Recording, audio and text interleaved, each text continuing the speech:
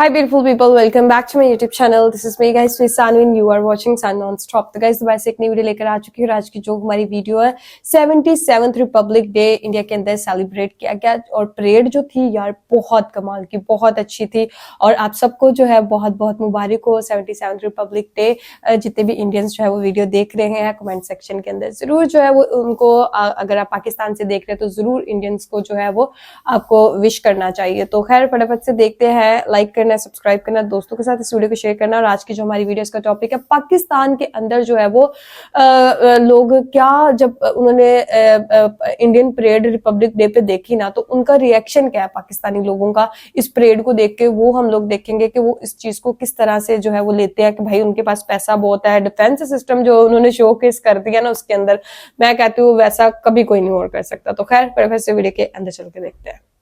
को पता है कि आज भारत में रिपब्लिक डे मनाया जा रहा है और हिंदुस्तान में सिर्फ एक ही झंडा है और वही उनके कश्मीर में लहराया जाता है, वही उनके हिंदुस्तान में लहराया जाता है। यूरोप और इंडिया एक दूसरे के करीब, हमारे यहाँ कश्मीर का फर्क है झंडा। इजरायली डिप्लोमेट्स की जानिब से इंडिया को रिपब्लिक डे विश किया गया। 77-78 साल गुजर जाने के बाद आज पाकिस्तान किस पोजीशन पे खड़ा है, इंडिया किस पोजीशन पे खड़ा है। टेक्नोलॉजी में वो हमसे आगे, एजुकेशन में वो हमसे आगे। पूरी दुनिया में इंडिया के उन इवेंट्स को, इंडिया के उन त्योहारों को सेलिब्रेट भी किया जाता है। पाकिस्तानी भीख मांगते हुए पकड़े गए और बहुत बड़े लेवल पे पकड़े गए। दोस्तों, रिपब्लिक डे हो या इंडिपेंडेंस डे, इंडिया रिकॉर्ड पर रिकॉर्ड बनाता है और दर्द पाकिस्तान को होता है, ये सबको पता है। पाकिस्तान का कहना है कि इंडिया और कश्मीर में एक ही तिरंगा है, लेकिन हमारे आजाद कश्मीर में और हमारे पाकिस्तान में अलग अलग झंडे हैं। इससे साफ पता चलता है कि आजाद कश्मीर कभी भी पाकिस्तान में शामिल होना नहीं चाहते। अगर शामिल होना चाहते वो पाकिस्तान का झंडे अपने यहाँ लगाते। और साफ साफ पता चल गया कि कश्मीर इंडिया में शामिल हो चुका है, क्योंकि वहां पर इंडिया ने इतनी डेवलप की ही कि मत पूछो। इंडिया ने कई आईटी सेक्टर बना दिए, इंडिया ने अच्छे खासे रोड बना दिए, वहां पर 5G नेटवर्क दे रहा इंडिया। तो वो डेफिनेटली इंडिया में शामिल होना चाहते हैं और शामिल हो चुके हैं। इंडिया पाकिस्तान से 100 गुना आगे है। इंडिया को पूरी दुनिया विश कर रही है रिपब्लिक डे पर, वो भी हिंदी में। इंडिया एक पावरफुल कंट्री है और इससे साफ पता चलता है कि इंडिया पाकिस्तान से 100 गुना आगे है। हम कभी भी पाकिस्तान वाले इंडिया का मुकाबला नहीं कर सकते। इंडिया दुनिया पर राज कर रहा है। नमस्कार दोस्तों, मैं आपका दोस्त रितेश। आज हमारे पास है पाकिस्तानी पब्लिक, तो आइए सुनते हैं रिपब्लिक डे पर उनका क्या करना। उससे पहले दोस्तों, अगर आपने इस वीडियो को अभी तक लाइक नहीं किया, वीडियो को लाइक कर देना और चैनल को सब्सक्राइब नहीं किया वीडियो को लाइक तो चैनल को सब्सक्राइब जरूर कर लेना। तो चले दोस्तों, बिना किसी टाइम वेस्ट के इस वीडियो को शुरू करते हैं। जो है आजादी मनाई गई और सबसे बड़ा रिकॉर्ड जो उन्होंने अपने आप में एक रिकॉर्ड लगाया, 2400 मीटर का तिरंगा जो है लहराया उन्होंने। 2400 मीटर की रैली थी, उसके ऊपर तिरंगा था। तो एक बहुत बड़ा और बड़ा खूबसूरत जो है ना रिकॉर्ड उनका ये बना। हमारे यहाँ कश्मीर में एक आजाद कश्मीर का अपना झंडा है और एक पाकिस्तान का झंडा लहराया जाता है उधर। और हिंदुस्तान में एक ही झंडा है और वही उनके कश्मीर में लहराया जाता है, वही उनके हिंदुस्तान में लहराया जाता है। अब मैं पूछना ये चाहूंगा कि हमारे साइड कश्मीर पे वो एक झंडे से आजादी मनाएंगे या 2 झंडे से आजादी मनाएंगे, या उन्होंने कैसे मनाई है वो भी आपके सामने है, हम सब ने देखा है। लेकिन बात ये करना चाहूंगा चौधरी साहब कि हम अपने मीडिया पे देख रहा था, बड़ा मैंने इस चीज पे गौर किया कि वो कहते हैं कि हम लोग आजाद होने के बावजूद भी आजाद नहीं हुए। 70 साल हो चुके हम लोग आजाद नहीं हुए।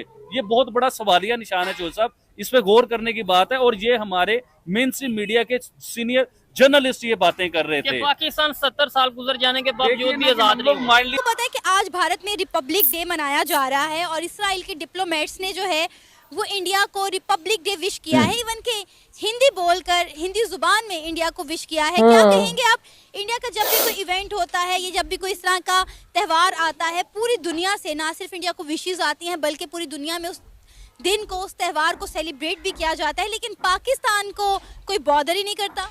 देखिए ना, पाकिस्तान वाले हमारी गवर्नमेंट लेवल खुद कहती हैं beggars can not be choosers. हम बेगर्स में अपने आप को खुद ही शुमार करते हैं।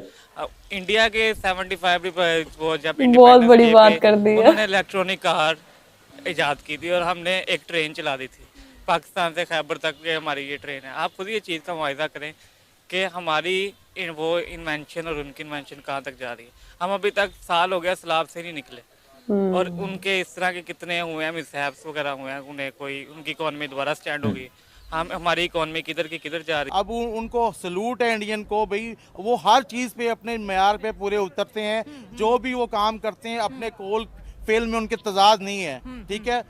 उन्होंने एक आयन बना दिया है, सबको वो मंजूर है, सबको वो कबूल है कि चाहे कोई भी पार्टी हो, जितनी मर्जी पावर वाली पार्टी हो, उनको सबको कबूल है। हमारी एक सीट की पार्टी होगी, वो भी कहेगी मैंने इसमें छेड़छाड़ करनी है, ये आयन मेरे लिए ठीक नहीं है। तो ऐसे तो मुल्क नहीं चलते ना। ठीक है, जैसे आपने बोला कि यूनिटी ना हो तो मुल्क नहीं करने चलते। में हमें मजा आता है। 15 अगस्त को मुल्क बने, हमने 2 साल तक आज़ादी 15 अगस्त को मनाई, फिर हमने कहा नहीं नहीं हमें पहली आज़ादी मिली थी तो हम 14 को आज़ाद हो गए। आयन भी हमने पहले बना लिया, हर चीज़। लेकिन आज देखें टेक्नोलॉजी में वो हमसे आगे, एजुकेशन में वो हमसे आगे, आर्म फोर्सेस में वो हमसे आगे। अब मेड इन इंडिया को प्रमोट करते दिखाई दे रहे हैं। अगर आज रिपब्लिक डे की बात करें, अपने इंडिया के 28 स्टेट्स के कल्चर को वो दिखा रहे हैं कि यूरोपीय यूनियन की प्रेसिडेंट जो है वो विजिट कर रही है इंडिया का, उनके 26 जनवरी जो कि रिपब्लिक डे है, और उस पर चीफ गेस्ट भी हैं, और दूसरे जो प्रेसिडेंट हैं जो उनके चेयरमैन है यूरोपियन यूनियन के, वो भी उनके साथ विजिट कर रहे हैं, और उनके दरमियान में कुछ ट्रेड डील्स भी हो रही हैं। और बकौल इंडिया के और बकौल यूरोपियन यूनियन के कि ये डील्स जो होंगी ये mother of all trade deals होगी पूरी दुनिया में, कि हिस्ट्री में ऐसी कभी डील किसी ने नहीं सुनी होगी। इस पे बात करते हैं पाकिस्तानी पब्लिक से कि इस डील के बारे में, इन रिलेशनशिप के बारे में वो क्या कहते हैं। अस्सलाम वालेकुम। वालेकुम सलाम। अब्दुल्ला साहब क्या कहना चाहते हैं? सर भाई यूँ है कि अपना जो पहले तो उस डील के बारे में बात कर लेते हैं। तो एक तो अभी उन्हें एक अच्छी डील मिली है, वो $2 बिलियन की जो यूएई की तरफ से।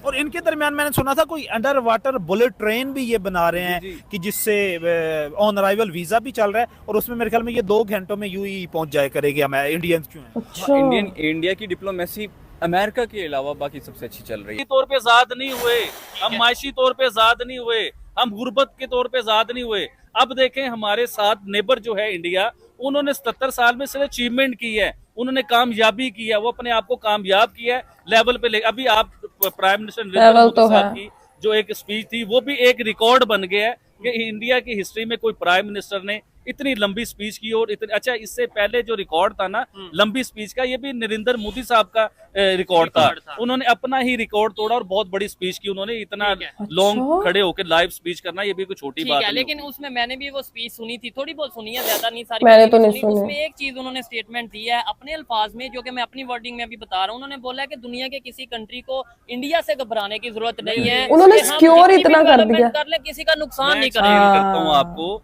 ये जो कल स्पीच, जो आज स्पीच हुई है नरेंद्र मोदी साहब की, इसमें तो उन्होंने जो बातें की, ये तो मैंने भी काफी बातें आपके साथ करनी है। उनके पास बैकअप प्लान्स होते हैं ना, उन्होंने प्लान्स किया होता है, डैम्स बनाए होते हैं, हमारी तरह इंतजार नहीं कर रहे होते कि हर साल सैलाब आए और तबाह करके चला जाए। इस तरह ही उन्होंने डैम्स बनाए होते हैं, जो जब उनके डैम्स ओवरफ्लो हो जाते हैं तो वो हमारे रिवर्स वगैरह में पानी छोड़ देते हैं। हम उसका इंतजार हम वही देखते रहते हैं, इंडिया पानी कब छोड़ेगा, कब हमारा दरिया बढ़ेगा, कब ये होगा, कब होगा। उन्होंने सारे बैकअप प्लान, उन्होंने 30 to 35 ईयर्स प्लान अपना बैकअप सेट किया हुआ सारा, कि प्राइम मिनिस्टर कोई भी आ जाए, नरेंद्र मोदी नहीं, कोई भी आ जाए, वो सारा बैकअप प्लान सेट है कि उस पे ही अमल होना है सर। अच्छा, कोई कंट्री जब इस तरह से इंडिया को फेवर करती है या उसका झुकाव इंडिया की तरफ होता है, तो हम कहते हैं इसे इंडिया से मफादात हैं।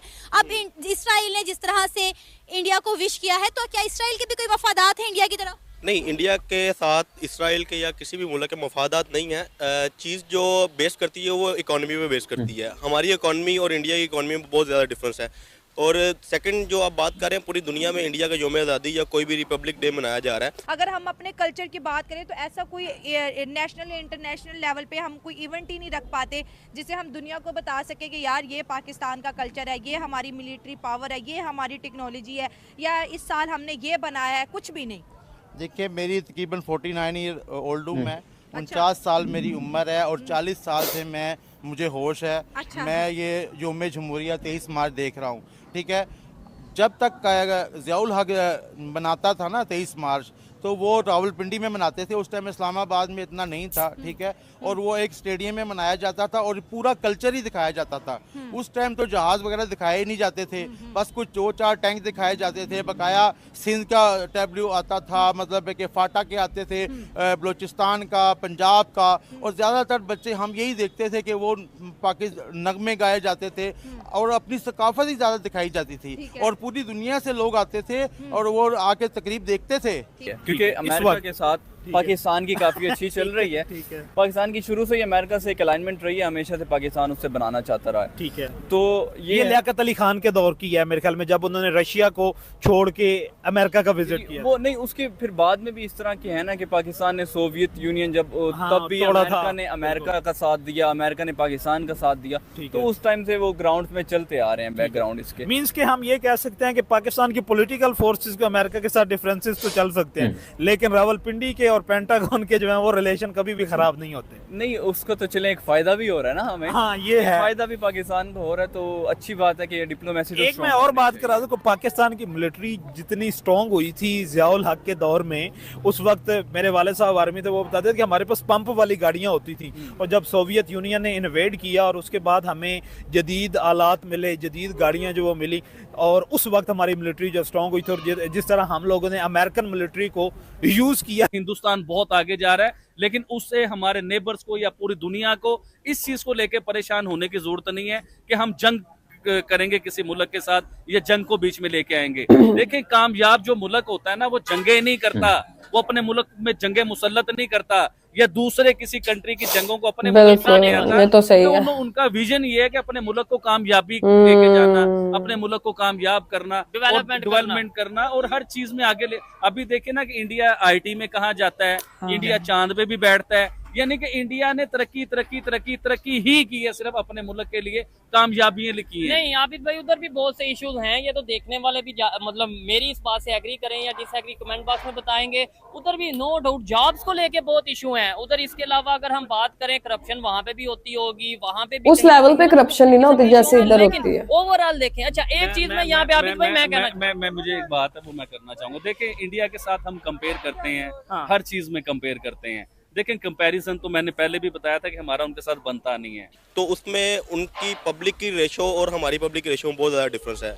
इंडिया पूरी दुनिया में फैला हुआ है। अब देखेंगे दुबई जो दुनिया का हब है, 70 to 80% इंडिया ने अपने कब्जे में किया हुआ है, ठीक है। और हमारे पास जो है, हमारे पास अपने बैकअप के पास क्या पड़ा हुआ है, इंडिया हमारे से 1000 टाइम ऊपर है। और दूसरा, इंडिया के दूसरे मुल्कों के साथ जो है वो ताल्लुकात बहुत बेहतर हैं। अगर हम बात करेंगे पूरी दुनिया में सेलिब्रेट किया जाता है, अगर हम 2 साल पीछे जाएं तो 2020 का जो सेलिब्रेशन था हमारा 14 अगस्त का इंडिपेंडेंस डे का, वो दुबई में बुर्ज खलीफा ने हमारा झंडा जो है वो अपने बुर्ज खलीफा के ऊपर लहराया था।